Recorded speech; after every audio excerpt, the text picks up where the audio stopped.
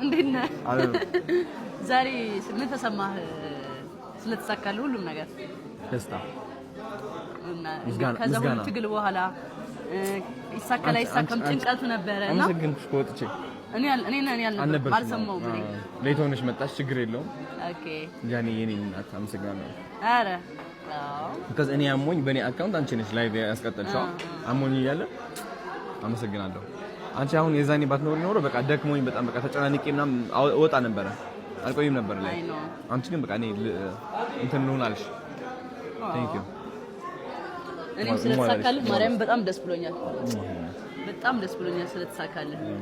ደስታው ደስ ይል ነበር ዛሬ ነው። በጣም ሲሳካ ብዙ ነገር ደስ ይላል። ያለፋል ደግሞ አልፍቶህ ደግሞ ሲሳካ ዋው! አንቺ ደግሞ እንደዚህ ያልሽ ስታወሪ መስማት መቃኔ ልክም ነው። ኤኒዌይስ ለዚህ ቅርታ ያለሻ አሁን አላ ማርያም ነው አይደል? ዳጣ